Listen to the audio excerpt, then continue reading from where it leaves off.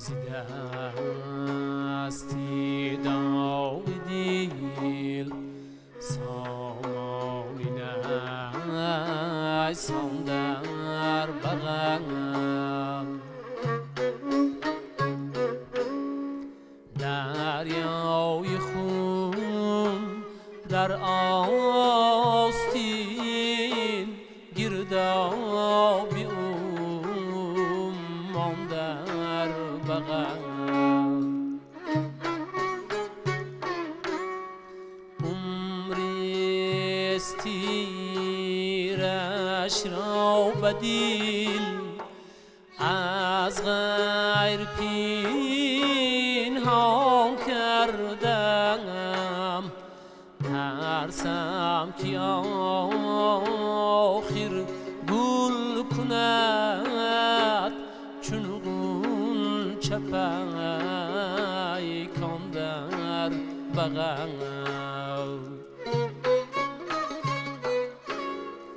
از فکر روی و زلفی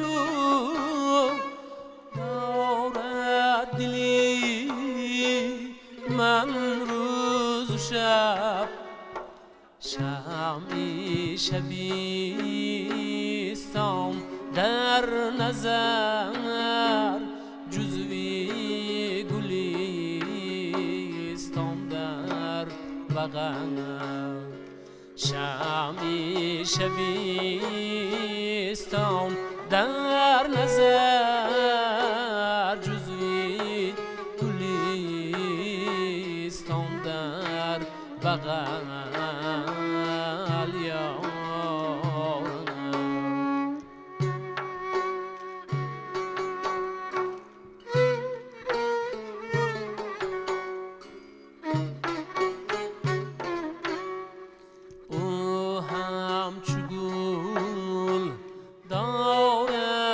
نظر بر کیسه کرسی مزر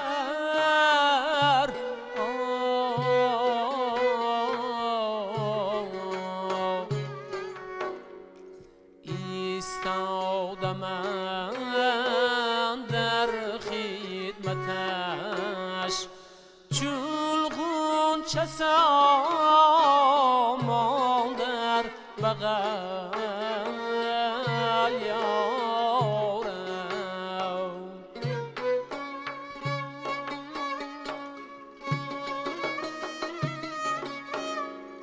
در جستجویش کردم آماده از بابی سفر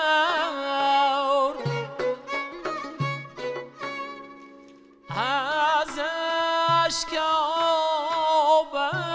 در گلو و از داغ دیل نان در بغل یارم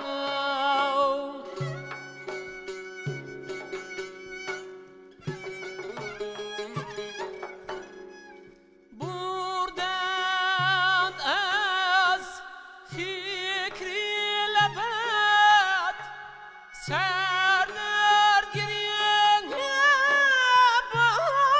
غنچه ها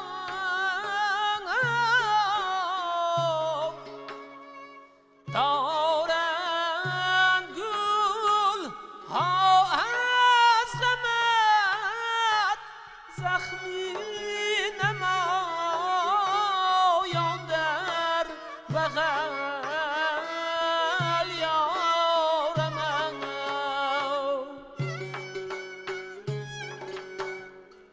دل پاره پاره میروم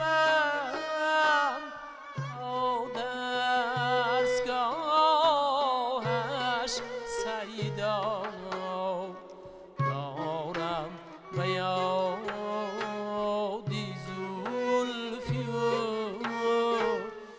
زخمی نمایان در بغل دارم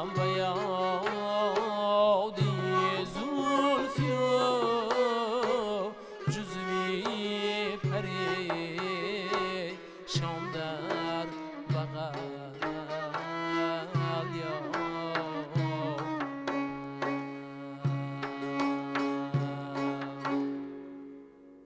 تشکر بسیار زیاد.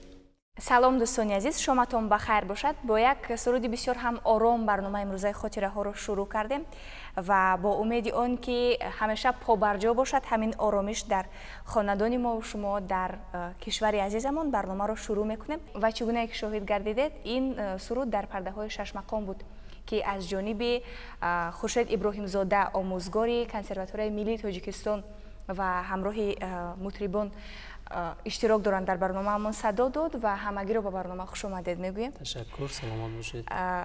و چگونه که میدونیم هر یک سرود شش مقام به خود تعریف الهیده دارد. وقتی که یک سرود اجرا میگردد در موردش میشود زیاد حرف زد چون مرکب است، چون بسیار خوبی ها دارد که در موردش زیاد صحبت کردن میشود و همین سرود هم همین گونه تا جایی که آگاه هستیم این سرود از ایجادیات و کارکردی نو در پرده های شش مقام است. تشکر. اولا سلام عرض میکنم به تمام تماشابینان برنامه های خاطره ها. برنامه خاطره ها که در حقیقت اینجا سرود ها بازخوانی کرده می شود و امروز ما همراهی نوازنده های چیره دست جمهوری ما تلاش کردیم که یک از ایجادیات ها و کارکردهای نو منظور تماشابینان گردانیم. در گذشته استادان در پرده های گوناگون شش مقام سرود ایجاد میکردند، می آفریدند و امروزها در تاریخ نام آنها با حرفهای زرین ثبت شده است، نامگوی سرودهای آنها ثبت شده است و که امروز همه ما استفاده میکنیم. ما نیز در نوبت خود چون در این جاده کار و فعالیت داریم باید حتما با ایجادیات با کارکردها مشغول باشیم. صوت عشاق یکی از سلسله های اولین کارکرد نموده کمینه است که دوران اسپیرانتور تحصیل کردن در اکادمی مقام چنین وظیفه گذاری شده بود از جانب استاد عبدالولی عبدالرشیدوف که هر یک اسپیرانت باید در برابر آموختن سرودهای شش مقام باید با کارکرد و ایجاد مشغول باشد و یکی از هدفهای نخستین ما بود و یکی از اولین سلسله هایی که در اکادمی مقام کارکرد و ایجاد کرده شد این سلسله اول سلسله صوت عشاق است. ما حالا پارچه از تلقینچه صوت عشاق را با غزل سیده و منظور تماشابینان گرداندیم. در پرده عشاق کارکرد کرده شده است، یعنی که ببینید انا همون پرده عشاق است، فقط ما در پرده عشاق سلسله پنجگانه صوت، تلقینچه، فروغ، ساقینامه، افر با وزنهای گوناگون شعری با اشعارهای شاعران کلاسیک، اون غزلهایی که در گذشته از جانب مثلا هنرمندان و رامشگران استفاده نشده است اون رو دریافت کرده در اینجا جای کردیم، طرز ساختار آهنگش را معین کردیم و این سرود روی کار آمد. این سرود الکی در فاند طلایی رادیو نیز ثبت کرده شده است، در کتاب شش جلده نو شش مقام نیز جای داده شده است که من فکر میکنم با مرور زمان البته این از جانب پیروان، از جانب مخلصان، از جانب شنوندگان یک بهای خود را خواهد گرفت. بله.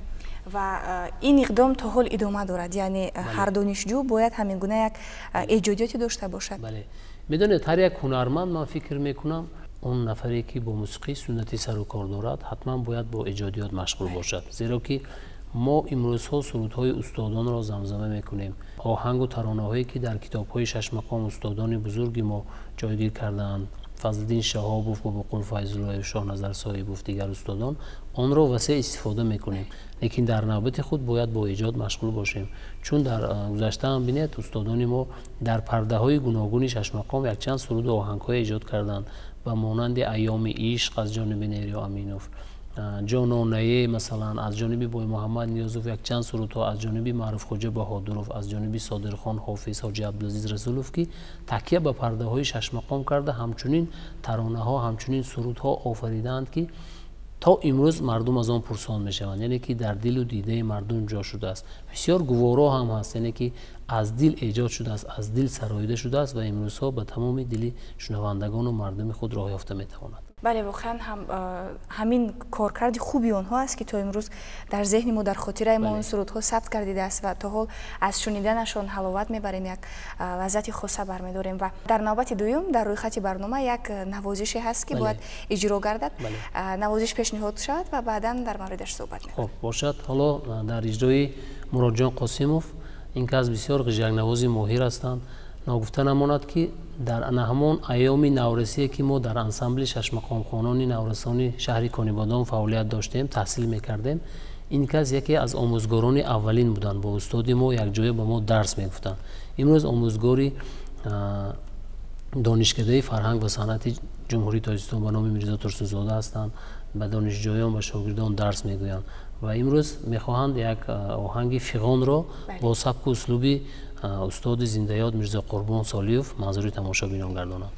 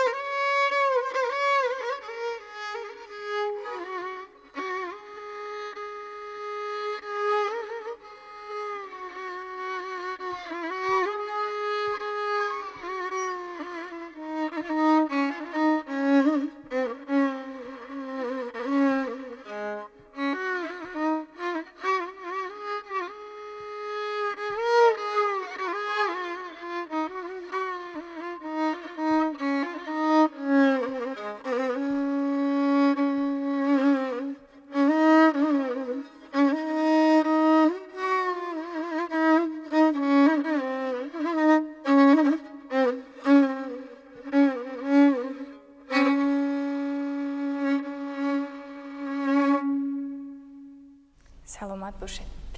واقعا مانند اسمش یعنی بسیار یک آهنگ است که فکرهایمان را به دوری‌های دور میبرد. یعنی شرح حال ماست.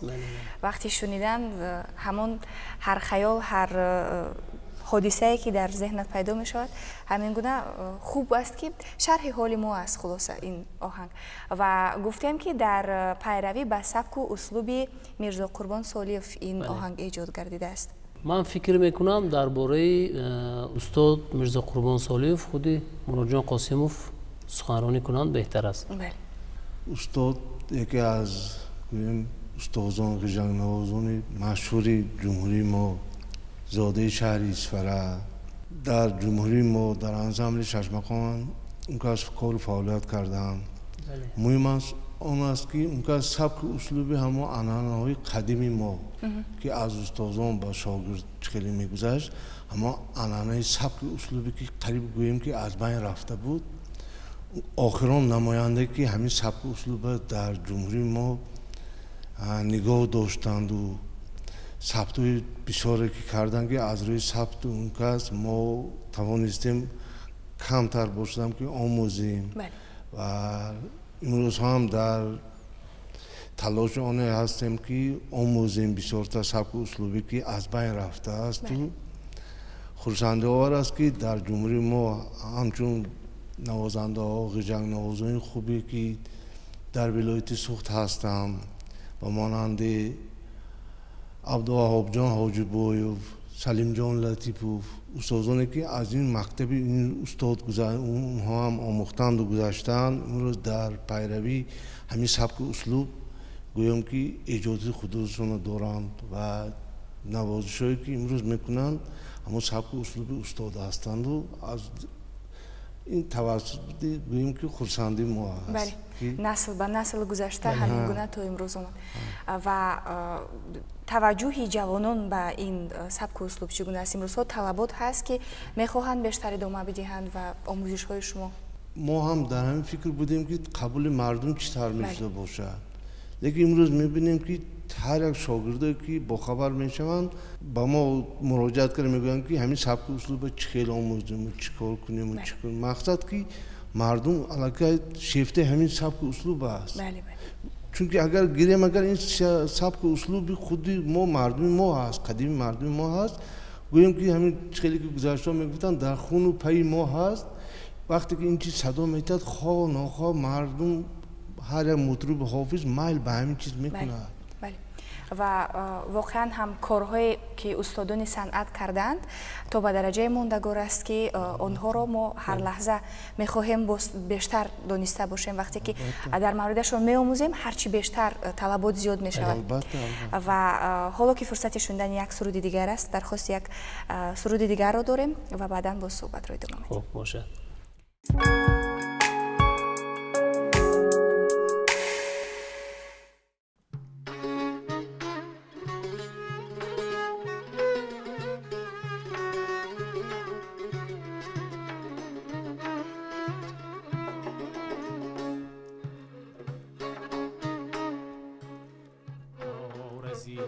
چون ماهش از برق نمایان می کند،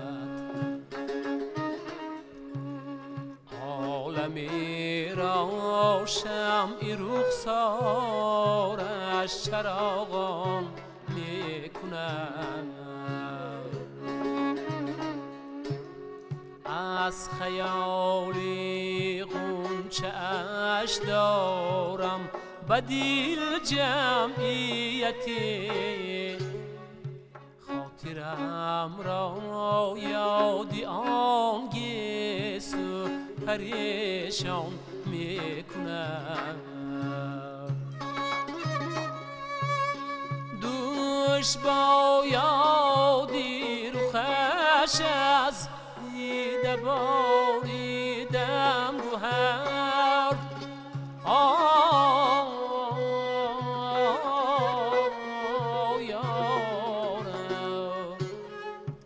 موج اشکم در جهان امروز طوفان می کند. موج اشکم در جهان امروز طوفان میکند یارم.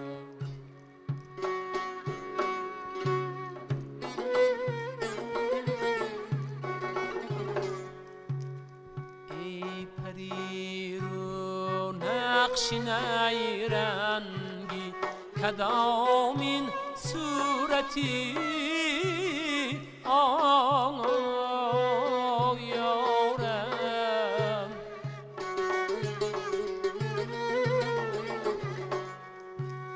چشم صدایی نرا عکسی تو حیران میکند جانم.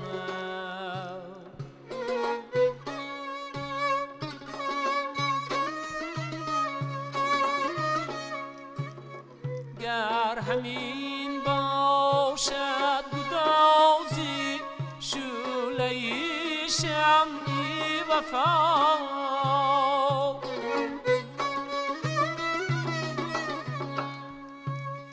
خانه زنبور را پروانه ویران میکند جانم.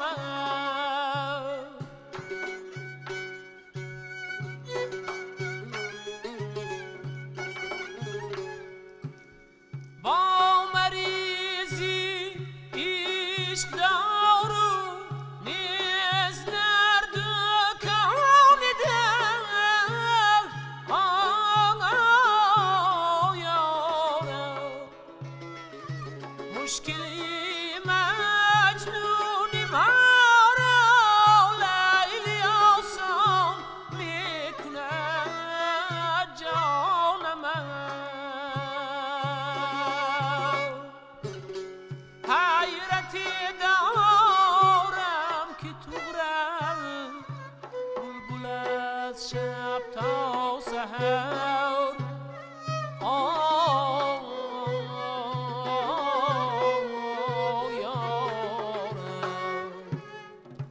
در حضوری شاهدی گل سخت افغان میکنند.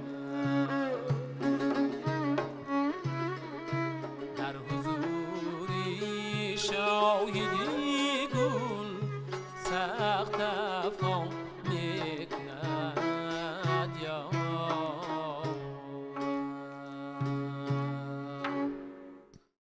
تشکر. فروغ صوتی اشاق از نوشته های طغرل. بله. این سرود هم از کارکرد و ایجادیات های نو در پرده های شش مقام است. در آغاز صحبت شما به ما گفتید که این سرودها مثل یک تاقی هستند که گلهایشون فقط فرق میکنه. با اون خاطر که مثلا پرده اشاق است، لیکن ساختار آهنگ یک است، تنها با ضرب ها و با وزن های گوناگون شعری فرق میکند. یعنی که ساختار آهنگ مادامی که اشاق میگوییم اینجا فقط سرخط، میانخط، دو نصره، درآمد اشاق، اوج اشاق، نغمه اشاق استفاده کرده شده است. در گذشته استادان در این پرده صوتی اشاق ایجاد کردند. در کتاب شش مقام استادان جایگیر است. اونجا نمودهای مهیر، یعنی که زیباپری، چارگاه مهیر یا زیباپری استفاده کرده شده است که به مقام عراق تعلق دارد. اینجا پور مثلا نمودها از نمودهای اشاق استفاده کرده شده است و سلسله صوتی اشاق نام دارد. بله. باز همین گونه سرودها زیاد هستند که از کارکرد و ایجادیات های نو هستند. بله. این تنها مثلا در پرده اشاق بود. باز هست در پرده راست هست با نام عملی راست، سلسله عملی راست که اونجا نیست 5 تا 5 گانه میگویند، 5 سلسله اثر است. در گذشته استادان رو استادان شش مقام سرا رو صوتی میگفتند، نایی میگفتند، تنبوری میگفتند. صوتی با اون مضمون که همین خیلی سلسله های صوت رو ایجاد میکردند، زمزمه میکردند و با بسیار در درجه خوب و اعلی مردم رو مفتون کرده بودند که در تاریخ، در کتاب ها، در مقاله ها، در مجموعه ها با انم خیلی نام ها اونها رو یاد میبیارند. من گفتیم باز یکی از دیگر کارکردها عملی راست. عملی راست، تلقینچه عملی راست، فروغ عملی راست، ساقینامه عملی راست و اوفاری عملی راست. 5 номгӯи асарҳо бо 5 вазнҳои гуногуни шеърӣ. тарзи сохтори оҳангаш ҳам низ ба худи ҳамон мақоми рост вобастагӣ дорад. намудҳову авҷҳое ки дар мақоми рост истифода карда мешавад, инҷо истифода мешавад. бале, дар рӯйхат ҳамон аз ҳамин коркардҳо ва эҷодиётҳои нав боз аз навиштаҳои ҳофиз як суруде ҳаст бо номи соқиномаи савти ушшоқ ки инам ҳамин мутааллиқи ҳамин силсилаи савти ушшоқ аст. инҷо мо алоҳида иҷро кардем. аслан инро дар масалан ба таври силсила аз масалан савт шурӯъ мешавад, баъд гузариш мешавад ба талқинча, ба фуруғ, ба соқинома, ба уфар, баъд ҷамъбаст мешавад. яъне ки тақрибан 24 дақиқа 20 дақиқа як силсилаҳои савт меравад. мо инҷо фақат порча порча, яъне ки ба таври ҷудогона манзури тамошобинон гардондем ва шарҳ дода истодаем ки тарзи сохтори оҳангаш чӣ хел аст, чӣ хел вазнҳои гуногуни шеърӣ истифода карда шудааст. масалан дар савташ одатан вазни ҳазаҷи мусаммани солим мафоилун мафоилун мафоилун мафоилун истифода карда мешавад. дар талқинча бошад масалан музоре, дар фуруғ бошад боз рамали мусаммани маҳзуф ё мақсур фоилотун фоилотун фоилотун фоилун ё ин ки фоилон. дар соқинома хайр маълум аст ки соқинома вазни анамун шоҳномаи бузурги фирдавсӣ аст ки бо анамун вазни мутақориб бисёр маъмулу машҳур аст. дар тамоми соқиномаҳои шашмақом ҳама бо анамин вазни мутақориб истифода карда мешаванд ва танҳо ба истиснои як-ду соқиномаҳое ки унҷо вазнҳои дигари шеърӣ истифода карда шудааст. ва боз дар уфар низ ё ҳазаҷ ё масалан ё раҷаз истифода карда мешавад ё ахраби макфуф ё маҳсуб. бале, воқеан хело ҷолиб аст, хело шуниданист ва хело хуб аст дар мавриди ҳамин гуна эҷодиётҳо, ҳамин гуна асарҳои бузург донистан, чун шумо бароямон як каме гуфтед ки ҳар кадомашон чӣ гуна ҳастанд, ба худ алоҳида мазмуну маъно доранд ва ҳамин гуна вақте ки барои бинандаҳо низ шарҳ медиҳем, гумонам бисёр хуб аст барояшон фораму шуниданист дар бораи ҳамин шашмақом донистан, дар бораи ҳамин мусиқии суннатии тоҷик. ва ҳоло ки фурсати фарҷом аст, сурудро мехоҳем бароямон пешниҳод кунед ва баъдан ба хотимаи барнома мерасем. марҳамат. соқиномаи савти ушшоқ бо матни ҳофиз.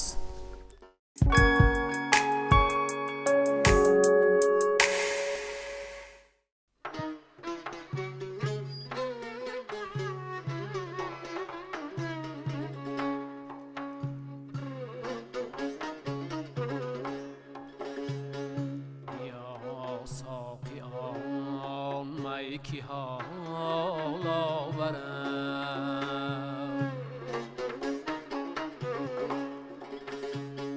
فراغت فزایت کمال آورم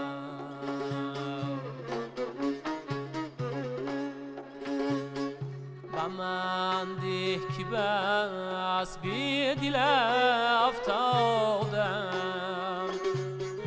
از این هر دو بی حاصل افتادم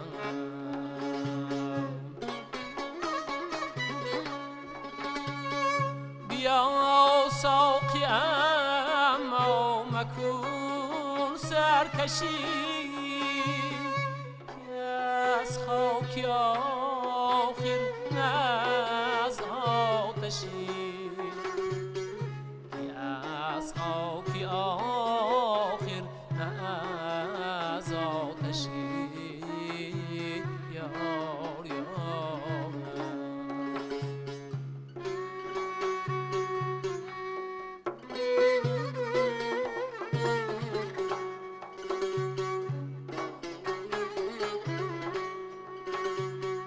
بیا ساقی آن ارغوانی قدم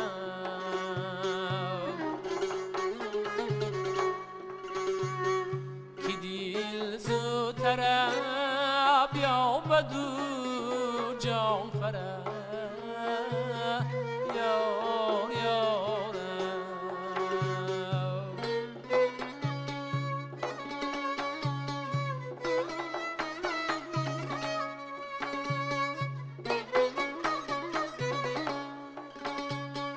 و من دی که از غم خلاصم دیهم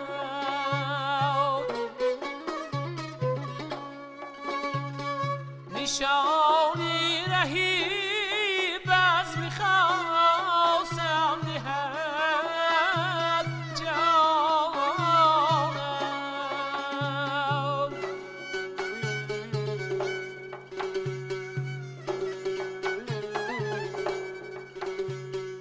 بیدی که از جهان خیمه بیرون زند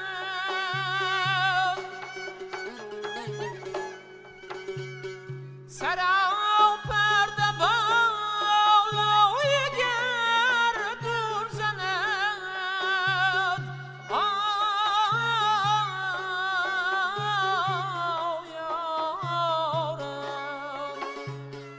سرم پرده بالای گردون زند یار یارم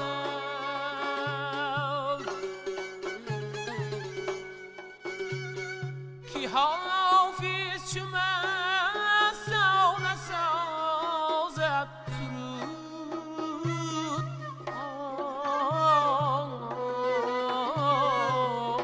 یارم چرخش دهد زهر آوازی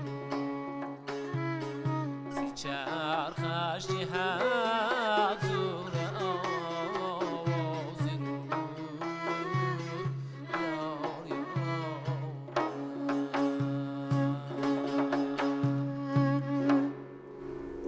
سلامت باشید. تشکر.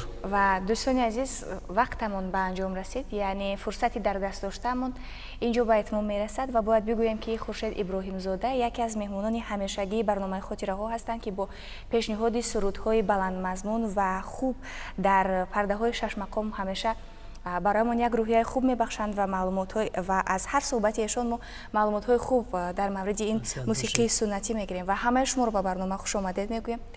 دوستان عزیز در انتهای برنامه به شما قلب های پر از شادی و خوشحالی رو تمنا میکنیم و تا دیدار نوبتی خیر.